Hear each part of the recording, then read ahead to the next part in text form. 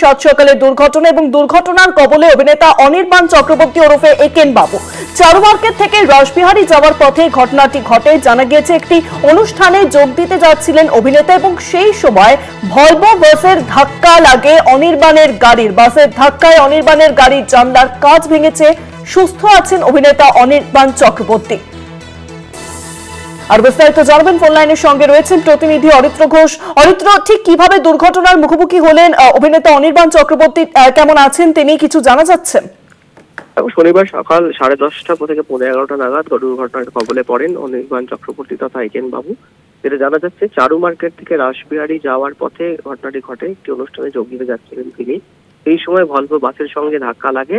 তবে এখনো পর্যন্ত যেটা খবর পাওয়া যাচ্ছে যে অনির্বাণ চক্রবর্তী তিনি সুস্থ আছেন। জানলার গাড়ির কাঁচ ভেঙেছে, তবে তিনি বড় একটা বিপদের হাত থেকে রক্ষা পেয়ে গেছেন বলে তিনি জানাচ্ছেন।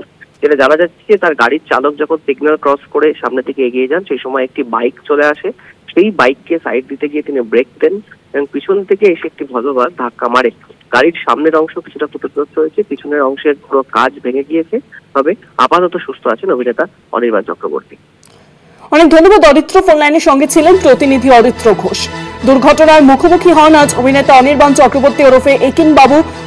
চারু মার্কেট থেকে রাসবিহারী মোড়ে যাচ্ছিলেন এবং সেই সময় একটি ভলভো বাসের সঙ্গে ধাক্কা লাগে তার গাড়ির, এবং যার জেরেই কিন্তু দুর্ঘটনার মুখোমুখি হতে হয় অভিনেতাকে। তবে অভিনেতা তিনি সুস্থ রয়েছেন এই দুর্ঘটনায়। আমরা যাচ্ছিলাম, যাওয়ার পথে এবার সিগন্যাল ক্রস করে জাস্ট আমরা এগিয়েছি গাড়িটা, সামনে আমার বাইক এসে গিয়েছিল এবং আমার বাঁদিকে একটা গাড়ি ছিল। তার জন্য আমি বাইকটাকে বাঁচানোর জন্য আমি ব্রেকটা মেরেছি। মারার সাথে সাথে আমাকে পিছন থেকে বাসটা এসে আমাকে মারে।